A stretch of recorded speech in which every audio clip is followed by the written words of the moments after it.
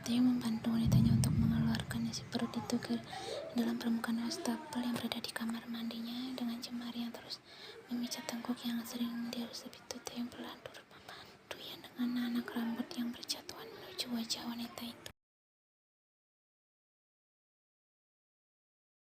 Sementara itu, setelah menyadari bahwa mualnya tak berarti sama sekali, dalam artian tiada apapun yang dia keluarkan dari usahanya memuntahkan isi perutnya, Yan memutuskan untuk mengambil tisu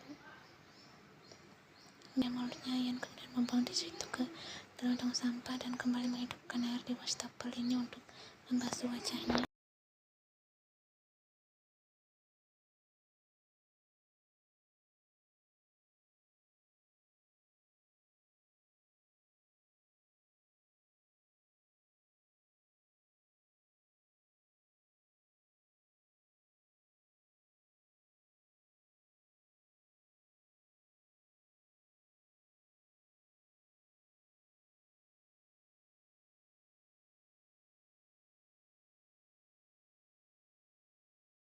Aku sudah lihat, jawab Yan sembari mengambil alih pekerjaan tangan Taeyong. Untuk apa kau lihat? Pasti tidak ada yang perlu kau kecilkan atau kau sehatkan, komentar Taeyong apa adanya. Menghela napasnya, Yan kemudian membalas, badanku tidak jelek akhir-akhir ini. Setelah memastikan wajahnya tak lagi basah, wanita itu kemudian turut melepaskan tangan Taeyong pada rambutnya dan membiarkan benda itu terurai kembali. Akan tetapi ketika dia hendak berbalik untuk memasuki area kamar tidur, yaitu gelombang besar dalam perutnya kemudian datang dan memaksa Yan untuk menyapa wastafel lagi.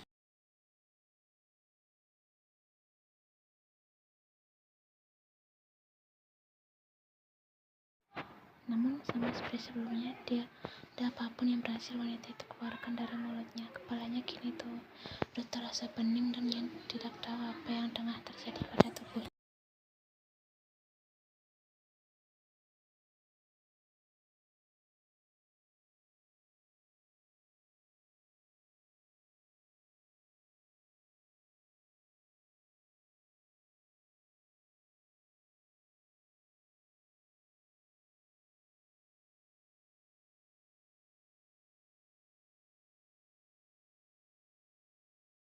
Kalimat Taeyong menamparnya dan seketika itu Yan segera meraih pergelangan tangan Taeyong bersama degup jantung yang tak bisa berdetak normal.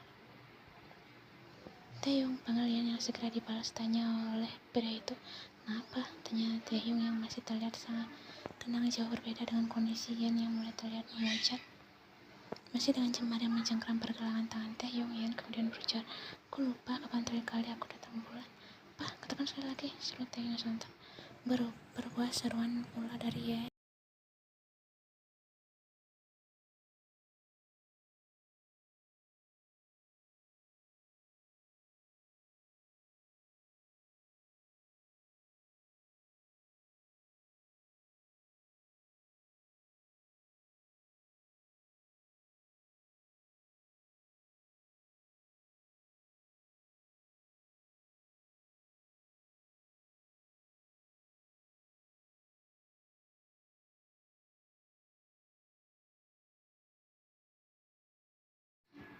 Yan tak meneruskan kalimatnya, tepatnya dia tak bisa meneruskannya karena dia tahu bahwa semua yang dia lakukan membawa risikonya sendiri. Yan tak pernah menyangka bahwa hari seperti ini akan terjadi. Ia tak pernah membayangkan bahwa permainannya bersama sahabatnya sendiri akan berbuntut panjang. Taeyong, jawab pertanyaanku dengan jujur, ujar Yan tiba-tiba. Pertanyaan apa? Tanya pria itu yang berbuah kalimat tanya dari Yan. Kau melepas pengaman saat aku sedang tidak sadar kan? Tanya Yan dengan netra yang sudah berkaca-kaca. Membutuhkan waktu yang tak sebentar hingga tanya yang dia suarakan berjumpa dengan jawab yang keluar dari bibir tipis di hadapannya ini. Kim Taeyong memberinya bungkam cukup lama sehingga Yan harus mengulangi pertanyaannya hingga 2 kali. Manakala bibir Taeyong masih membisu, Yan pada akhirnya kembali berseru.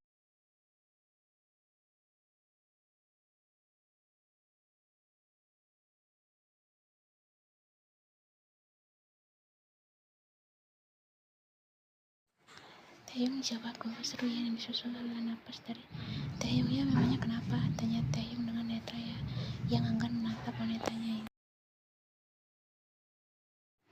Sementara bahwa Taeyong berusaha menghindarinya, Yan kemudian mengungkapkan satu fakta yang selama ini dia simpan seorang diri. Dengan lesu, wanita itu berujar, "Aku hanya tidur denganmu asal kau tahu."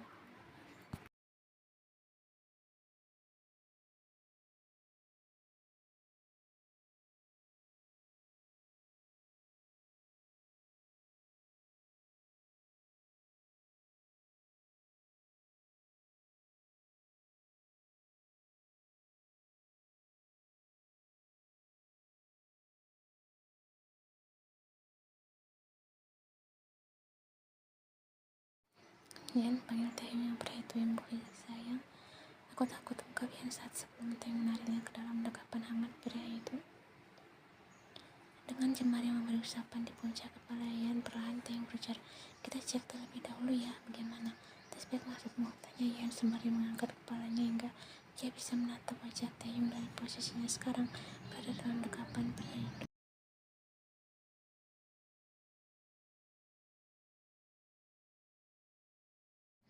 Taeyong memberi anggukan yakin sebelum berujar, "Tenanglah, aku akan bertanggung jawab atas semuanya." Taeyong, kau tahu Jamie?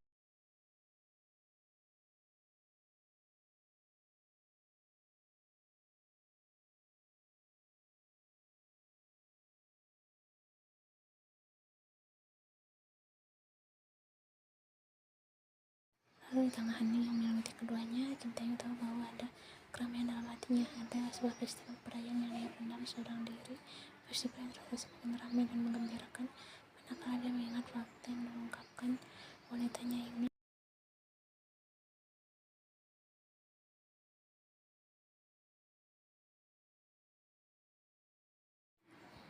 Yan Taeyong mengartikannya sebagai sebuah pemilikan yang mutlak, benar Yan miliknya, dan Taeyong bersumpah atas kemutlakannya. Taeyong memberikan jaket hitam milik pria itu pada tubuh Yan sesaat setelah pria itu memasuki mobil ini dengan kantung belanja kecil di tangannya. Tak lama setelahnya, pria itu berujar, "Di luar yang sekali pakai ini."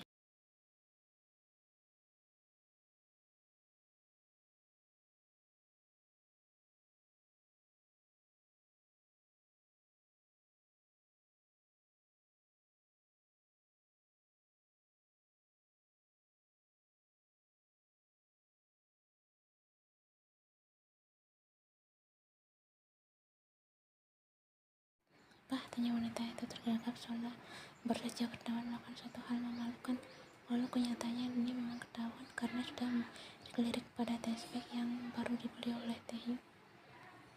"Benda ini," jawab Taeyong sembari melajukan mobilnya kembali, memberi gelengan dengan canggung. Yan kemudian berujar, "Kau tahu aku sebelumnya." Sekarang juga wanita baik-baik, koreksi Taeyong yang masih fokus dan kemudiannya tanpa tahu bahwa apa yang baru saja dia katakan telah mampu membuat Yan menyembunyikan senyum mirisnya.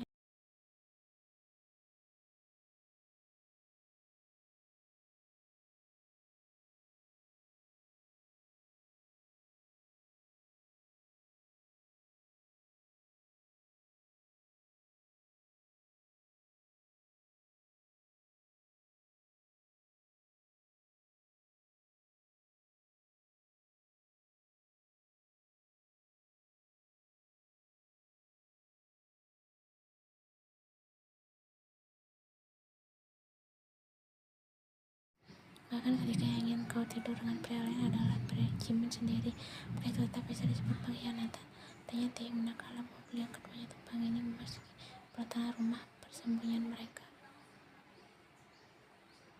Namun bukan jawaban yang diberikan oleh Yan, melainkan sebuah kalimat pengalihan yang Taeyong sendiri dengan jelas. Dengan cerita yang enggan menatap pria terlihat sampingnya ini, Yan bertanya, "Kau beralibi apa pada istrimu ini?" Dia bisa saja.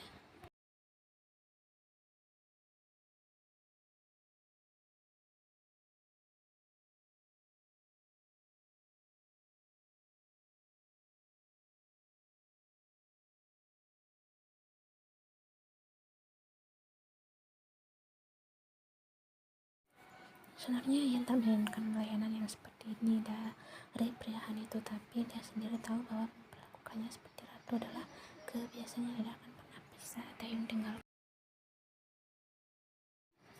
Ketika pintu mobil terbuka dan Taeyong sudah berada di depan, pintu itu dengan slot yang ia sukai. Dengan segera dia keluar dari mobil ini karena jaket Taehyung di tubuhnya.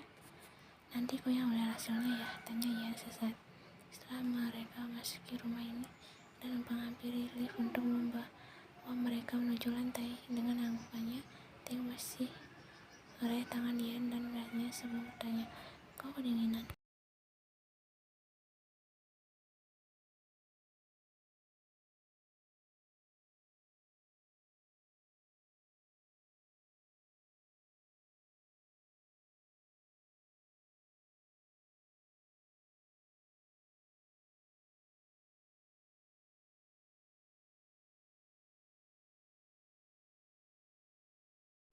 Jangan dia bicara, Taehyung sesaat setelah Ning mengisi ruang antar mereka. Manakala Ian masih terdiam, Taehyung kembali melanjutkan, jangan menyiksa dirimu dulu, sudah bagus, sudah lebih dari cukup.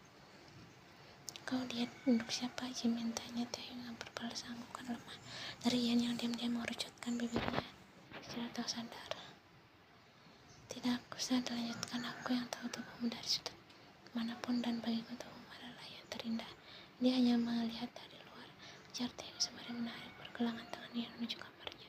Kau bersungguh-sungguh? Tanya Ian setelah Taehyung mengunci pintu kamar.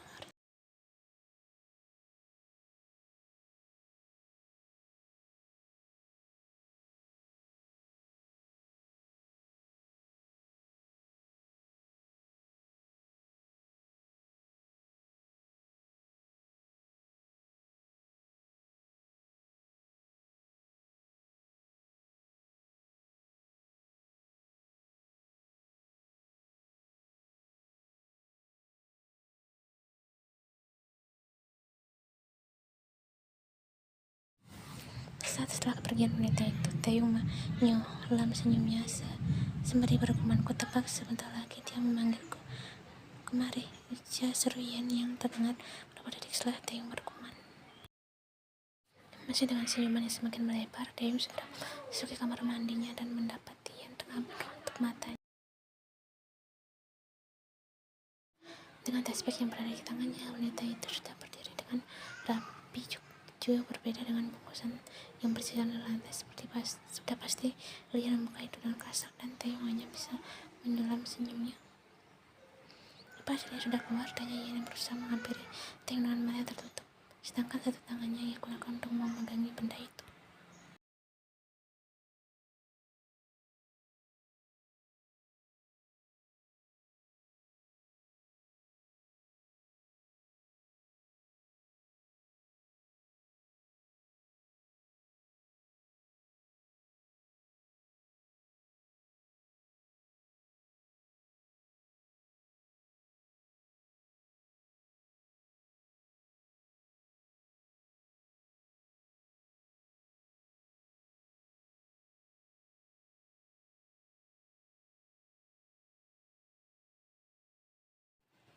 Pak Jimin memutuskan untuk menelpon kekasihnya ketika hari sudah berganti. Dengan tubuh yang berbaring di atas ranjang hotel yang dia pesan, pria itu menunggu beberapa saat hingga panggilan itu dijawab oleh kekasihnya. Tapi tak seperti biasanya, di mana Ian akan segera mencercanya dengan tak hanya atau panggilan bernada manja. Kali ini wanita itu hanya terdiam di sebelah sana dengan dugaan bahwa wanita itu merajuk karena dia tinggal seorang diri. Ian, jawab Ian yang kembali membuat kedua alis Jimin tetap penuh kebingungan. Suara kasihnya terdengar begitu serak dan Jimin mulai dapat terjadi selimut kekhawatiran oleh karenanya. Tanpa menunggu lebih banyak waktu berlalu, dia segera bertanya, kau baik saja? Suaramu terdengar serak.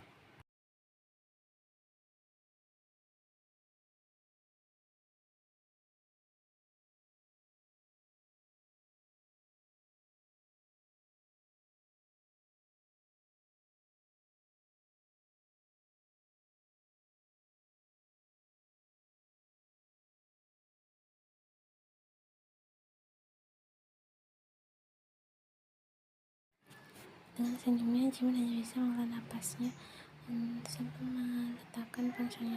Kasihnya itu pasti kelelahan karena misi mereka dan Jimin sangat memakluminya. Sementara itu di sisi lain, dia melihat seorang wanita tengah ditindih oleh pria yang berusia sepantaran dengannya itu hanya bisa terus menahan bibirnya agar tidak meloloskan. Kim Taehyung tiba-tiba mengangkat panggilan Jimin di saat badai itu tengah benar keduanya sedang berhubungan dengan Yen yang tak tahu sudah berapa lama mereka melakukan hal ini. Kasim sudah mematikan panggilannya, ujar Taehyung sembari melepas pemiliknya secara tiba-tiba. Jangan melakukan hal seperti itu lagi, balas Jen manakala dia sudah berhadapan dengan Taehyung.